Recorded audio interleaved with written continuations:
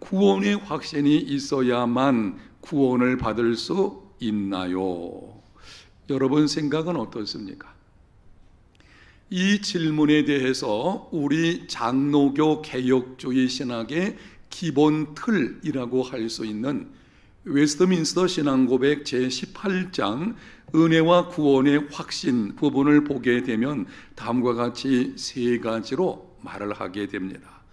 혹시 여러분 가운데 나는 예수님을 믿는 것은 분명한데 아직 확신은 좀 없는 것 같다 라고 하는 분이 있다면 지금 드리는 이 말씀을 잘 기억을 하셔야 돼요. 구원의 확신이 없으면 구원받지 못한 것과 같다라고 생각한다면 이게 우리 신앙생활에 아주 낙심을 가져오게 만들거든요. 여러분이 확신이 불확실한 경우는 이 세 가지 말씀, 첫 번째로 구원의 확신은 믿음의 본질에 속한 것이 아닙니다. 구원의 확신은 믿음의 본질에 속한 것이 아니기 때문에 구원의 확신을 구원받았느냐 받지 못했느냐 거기에 적용할 수 있는 것이 아닙니다. 구원의 확신이 있느냐 없느냐를 가지고 너 구원받아서 받지 못해서 그렇게 기준 삼을 수 있는 것이 아니라는 것입니다. 그러면은 구원의 확신은 무엇입니까? 구원의 확신은 예수님을 믿음으로 내가 받은 구원을 이 땅에서 풍성히 누리는 삶이 되고 있느냐라고 하는 것과 관련되어 있는 것입니다. 여러분이 예수님을 믿는 진실한 믿음이 있다면, 정말 내 속에 예수 믿는 믿음이 있다면 구원의 확신이 없어도 구원받을 수 있습니다. 두 번째, 참된 신자라도 여러 원인으로 확신이 약해지거나 일시적으로 중단될 수 있습니다. 예수님을 잘 믿는 것 같은 사람도 인생길을 살다 보게 되면 이런저런 일을 만나게 되는데 그때 기막힌 시험 같은 것에 처하게 되어지면 확신이 흔들릴 수 있다는 것입니다. 내가 진짜 예수님 믿는 거 맞나? 하나님이 나를 사랑하는 거 확실한가? 하나님이 살아계시다면 어떻게 내 인생에 이런 일이 있을 수가 있나? 나는 아직 구원받지 못했는가 봐. 이런 생각이 들 수가 있다고 하는 것입니다. 몇 가지 예를 들면 이런 것입니다. 신앙생활을 게으르게 하는 경우, 여러분이 신앙생활을 제대로 하지 못하게 되면 구원의 확신이 흔들리게 됩니다. 양심을 상하게 하는 죄를 범하는 경우, 어떤 죄, 물론 모든 죄가 마찬가지인데 예수 믿는 사람이 죄를 짓게 되면 양심의 가책을 받게 되어 있어요. 그럴 수밖에 없어요. 우리 속에 계신 성령께서 예수 믿는 사람이 죄를 지으면 탄식하시게 되거든요. 그래서 그 탄식 속에서 평안이 사라지게 되고, 그러나 보게 되면은 구원의 확신이 흔들리는 경우가 있게 되는 것입니다. 하나님께서 얼굴 빛을 잠시 거두시는 경우도 있습니다. 하나님께서 언제나 우리를 향해서 당신의 얼굴을 대하여 계시고 빛을 비춰주시거든요. 근데 때로는 하나님께서 우리를 연단시키시려고 얼굴빛, 이 은혜의 빛을 잠시 좀 멈추시는 경우가 있습니다. 그러면 힘들죠. 그런 힘든 경우를 겪게 되면은 구원의 확신이 흔들리는 경우들이 있다고 하는 것입니다. 세 번째는 참된 신자는 구원의 확신이 흔들려도 적당한 때가 되면 성령의 역사로 구원의 확신이 그들 가운데 소생하게 됩니다. 진짜 예수 믿는 사람이라면 지금은 확신이 흔들린다고 할지라도 때로는 구원의 확신이 잠시 중단된다고 할지라도 적당한 때가 되면 성령의 도우심으로 말미암아 구원의 확신이 회복되어지게 됩니다. 이 적당한 때가 언제인지는 우리는 알 수는 없습니다. 어떤 사람 경우는 죽음이 임박했을 그때에 구원의 확신을 회복하는 경우도 있는 것을 보게 되고요. 어쨌든 분명한 사실은 참된 신자라면 구원의 확신이 흔들리거나 잃어버린다고 하여도 어느 때인가 성령의 도우심으로 말미암아 확신이 회복이 되어집니다. 구원의 확신이란 무엇입니까? 확신을 가져야 된다. 그러면 이 질문도 하게 되죠. 아니, 도대체 구원의 확신을 갖는다는 것은 어떤 것이냐? 이렇게 정리해서 말씀드릴 수 있습니다. 구원의 확신이란 구원이 무엇인지를 충분히 알고 그것을 누리는 것입니다. 구원의 확신을 내가 가지고 있다는 것은 이런 뜻입니다. 내가 받은 구원이 무엇인지를 충분히 알고, 이 말은 바꿔서 말하면 내가 받은 구원이 무엇인지를 제대로 알지 못하는 사람은 구원의 확신 가질 수가 없어요. 구원의 확신이 있다고 말하지만 아니, 자기가 받은 구원이 뭔지를 모르는데 뭘 확신할 수가 있겠습니까? 그것을 분명히 알고 누리는 삶이 되어야 합니다. 구원이 무엇인지를 지적으로 아는 것만으로는 충분하지 않습니다. 우리 청년들 가운데도 그런 경우들이 있는데요. 예수 믿으면 구원받아. 그리고 구원이란 이런 것이야. 들어서 알고 있어요. 그런데 알고는 있지만 실제로 자기 삶 속에서 그것을 누리지는 못하는 것입니다. 그렇다면 그거는 구원의 확신이 없는 것입니다. 행함이 없는 믿음은 죽은 믿음이에요. 믿음이 있다면 행함으로 증명되어야 합니다. 예수 믿는다고 말하면서도 그 행함이 전혀 변함이 없는 모습으로 믿기 전과 동일하게 살고 있다면 그거 안 믿는 거예요. 반드시 믿음은 행함으로 증명되어야 합니다. 구원의 확신이 있다면 그거는 하나님이 주신 구원을 누리는 삶으로 증명되어야 합니다. 여러분이 내가 구원의 확신이 있다고 할지라도 내 삶을 보니 내가 예수 믿어서 받은 이 구원의 축복들을 누리지 못하고 살아가는 경우, 그러면 그건 구원의 확신이라고 말할 수가 없는 것입니다. 예수님을 믿으면서도 내가 받은 구원이 무엇인지를 잘 모르는 성도들이 있어요. 질문을 하게 되면 예수님 믿습니까? 예, 믿습니다. 당신 구원 받았습니까? 나 구원 받았습니다. 예수 믿는 믿음이 있기 때문에 내 구원은 확실합니다. 다시 질문합니다. 그럼 당신이 받은 구원이 무엇인지 말 좀 해보십시오. 말을 못하는 거예요. 아니, 예수 믿고 구원 받았다고 하는데 그 받은 구원이 무엇인지를 말 못하는, 알지를 못하는 것입니다. 많은 그리스도인들이 이렇게 대답을 하게 되죠. 나는요 이 다음에 죽어서 천국 가게 될 것입니다. 맞아요. 예수 믿으면 이 다음에 죽은 후에 천국 갑니다. 엄청난 축복이죠.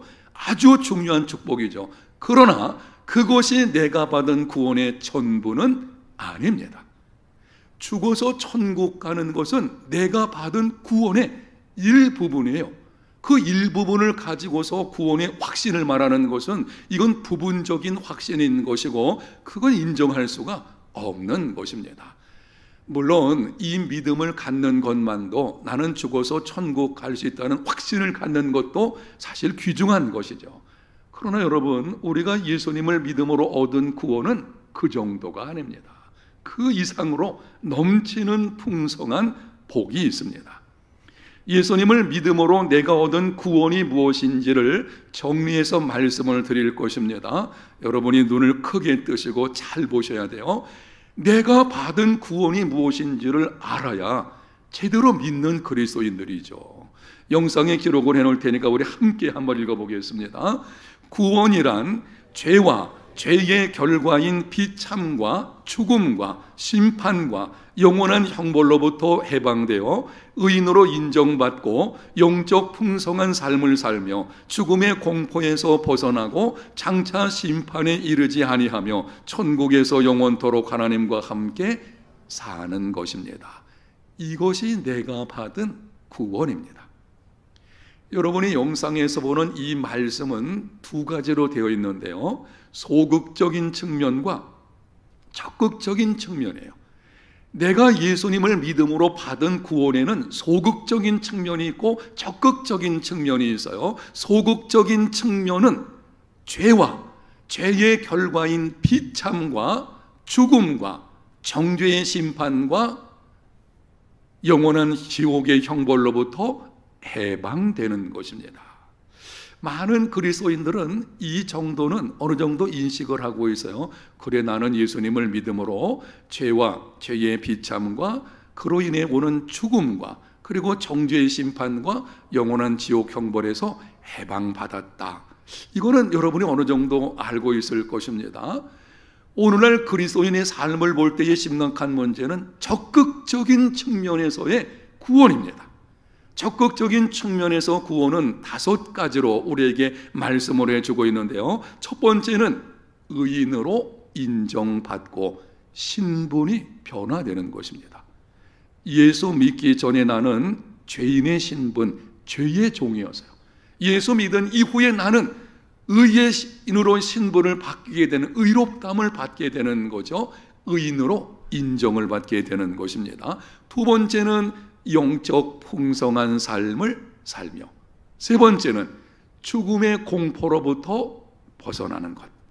죽음에 대한 두려움, 죽음의 문제를 해결받았거든요. 그래서 죽음에 대한 두려움에서 벗어나게 되는 것입니다. 네 번째는 죽음 이후에 장차 예수님께서 다시 오시는 그날에 심판이 있게 되는데 그날에 정죄의 심판을 받지 않습니다. 다섯 번째는 천국에서 영원토록 하나님과 함께 살게 되는 것입니다. 이 5가지 적극적인 측면, 이게 우리가 받은 구원이에요.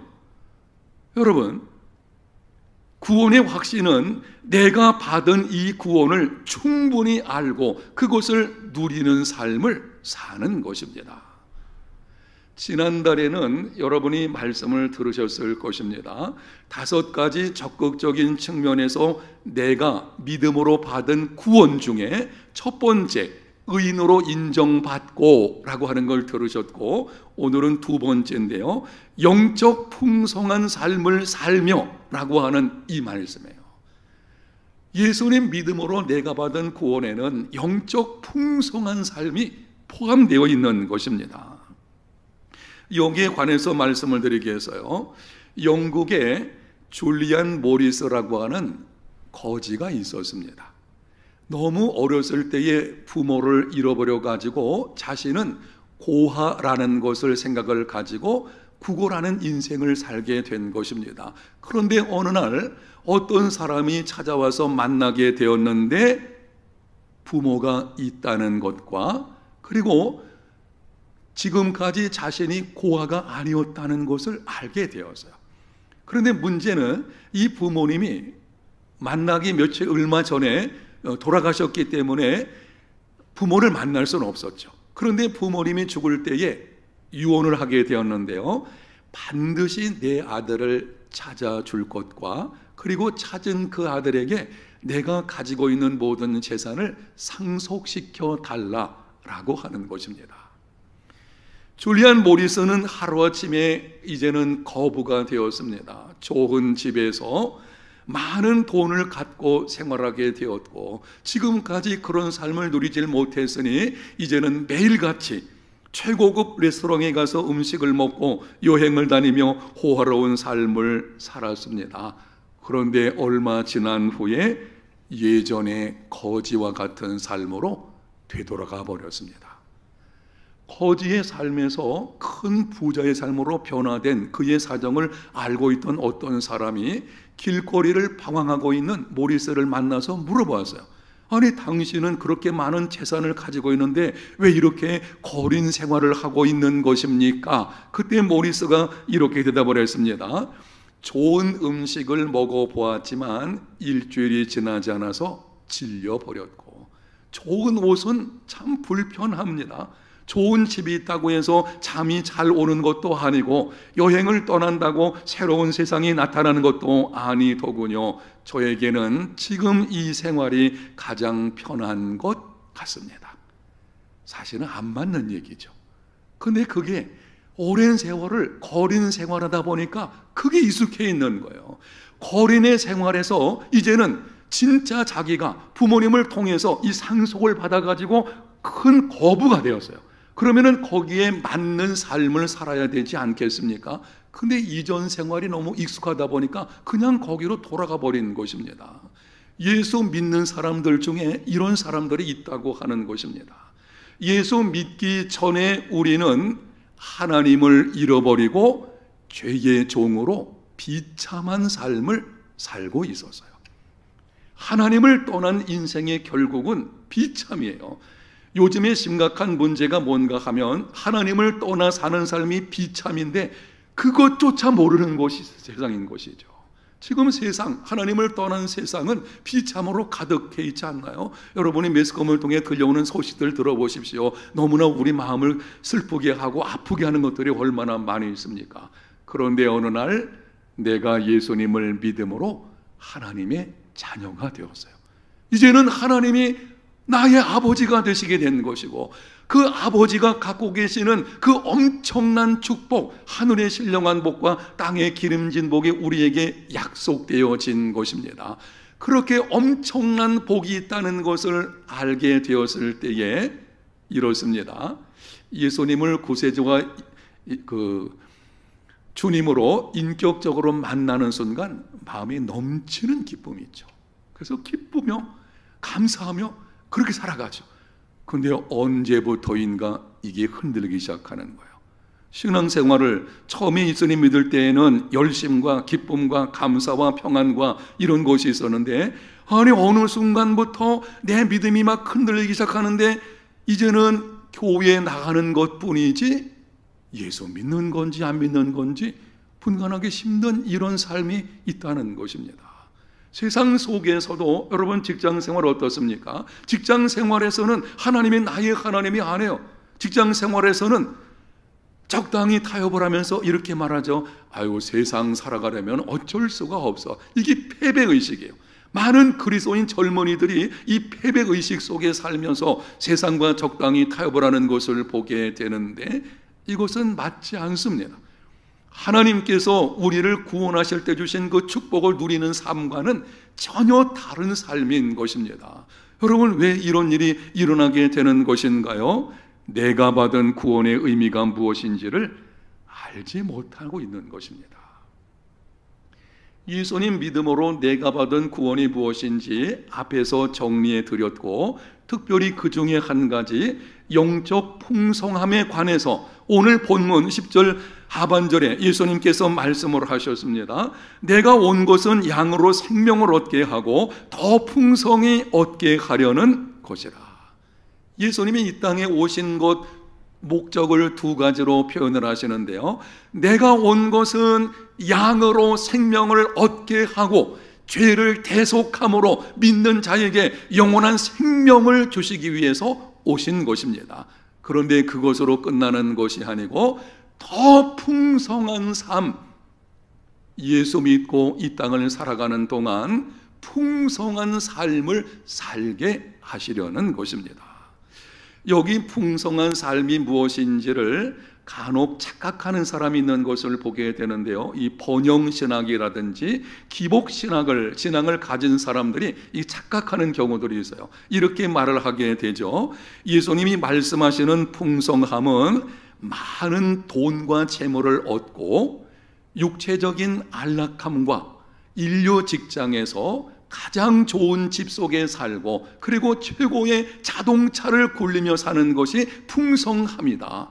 엉뚱한 말도 하게 되죠. 예수님 믿는 믿음과 세상에서 많은 재물 얻으면 이게 A급 신자고, 그렇지 못하면 뭐 B급 이런 엉뚱한 말들이 있는 걸 보게 되는데 그거 아니에요. 예수님 그 말씀하는 거 아닙니다. 많은 그리스도인들이 풍성한 삶 그리면 자꾸 물질적으로만 생각하는 것을 보게 되는데 오늘 예수님 말씀하시는 건 그런 것이 아닌 것입니다. 물론 예수님은 물질적인 부요함을 거절하신 분은 아니십니다. 예수님은 물질적인 부요함을 인정하셨어요. 그리고 물질적으로 부유한 사람의 접대를 기쁨으로 받으셨어요. 문제는 예수님 말씀하시는 풍성함은 그것이 아니라고 하는 것입니다. 그럼 예수님께서 말씀하시는 풍성함은 무엇입니까? 모든 상황을 초월하는 영적 풍성함입니다. 여러분 한번 따라합시다. 모든 상황을 초월하는 영적 풍성함이라. 모든 상황, 이 땅에서 내게 어떤 상황이 온다고 할지라도 그것을 뛰어넘는 영적인 풍성함을 누리는 것, 바로 그것이 내가 예수님 믿음으로 받은 구원 속에 포함이 되어져 있어요. 예를 든다고 하면 죄로부터의 자유, 영적 전쟁에서의 승리, 세상이 줄 수 없는 평안을 누리는 것, 때를 따라 필요를 채우시는 하나님의 은혜와 능력을 경험하는 것, 환난과 역경 중에서도 장차나 따를 영광을 소망하며 기뻐하는 것, 이것이 영적 풍성한 삶을 사는 것입니다. 그리고 이 풍성한 삶, 정리하면 이렇죠. 자유, 승리, 평안, 은혜와 능력을 경험하는 것, 기쁨, 이 기쁨은 빼앗기는 것도 기뻐하는 거예요. 이것을 우리에게 주시기 위해서 예수님이 자기 몸을 십자가에 내어주시기까지 한 것입니다. 그렇다면 예수 믿는 우리는 이것을 누리는 삶이 되어져야 합니다. 기억하십시오. 예수 믿는 저와 여러분에게는 이러한 영적인 풍성한 복이 이미 주어져 있습니다. 이미 주어져 있어요. 내가 예수님 믿을 때에 구원 받았잖아요. 주 예수를 믿으라. 그러면 너와 내 집이 구원을 받으리라. 예수님 믿으면 구원 받았거든요. 내가 받은 구원 속에 이게 포함되어져 있다는 것입니다. 그런데 오늘날 많은 그리스도인이 예수님을 믿어 구원 받은 것은 분명하지만 영적 풍성한 삶을 누리지 못합니다. 죄책감, 패배의식, 두려움, 좌절, 염려, 불신, 이런 속에서 살아가는 것입니다. 아니, 예수 믿는 청년들이 젊었을 때에 새로운 힘을 내서 좀 세상을 변화시키는 삶이 되어야 되지 않겠나요? 여러분이 우리 해운대 제일교회에서도 앞장서 가지고 교회를 교회답게 만드는 일에 헌신하는 삶이 되어야 되지 않겠나요? 근데 그게 아니거든요. 항상 뒤로 후퇴해서 전쟁의 날에 승리가 주어져 있음에도 비겁한 모습으로 뒤로 후퇴한 삶을 살아가는, 이거는 구원의 축복과는 관련이 없는 것입니다. 왜 이런 일이 벌어지는가를 생각해 보면은 이렇게 말씀을 드릴 수가 있어요. 내가 받은 구원이 무엇인지를 알지 못하거나, 첫 번째는 그거예요. 모르는 거예요. 무지함의 문제예요. 두 번째는 알기는 아는데 부분적으로 아는 거예요. 부분적으로 안다는 것은 내가 죽어서 천국 가는 것, 이 정도로 알고 있는 것입니다. 아니에요. 우리가 예수 그리스도 안에서 받은 구원은 그것을 뛰어넘는 엄청난 축복이 있잖아요. 앞에서 정리해 말씀드린 것처럼 5가지, 이 5가지를 정리해서 말씀드리는 것이지, 이 말씀을 한 가지 한 가지 풀어드린다고 하면은 엄청난 축복이, 구원의 축복이 있는 것입니다. 여러분, 그래서 예수 믿는 사람이 복이라는 것은 바로 그런 측면에서 있는 것이죠. 간혹 어떤 사람의 경우에는 도덕적으로 선한 삶을 살아내는 것, 이 정도로 신앙생활을 다 여기는 것입니다. 그래서 말씀을 드릴 때에도 아이고 오늘 좋은 말씀 잘 들었습니다. 내가 그렇게 살아야 되죠. 맞아요. 그렇게 살아야 되지. 문제는 뭔가 하면 그것이 전부가 아니에요. 우리가 도덕적으로 선한 사람이 되어야 하지만 예수 믿는 사람은 안 믿는 사람보다 도덕적으로 선해야 됩니다. 그래야 되지만 그게 구원의 전부가 아니거든요.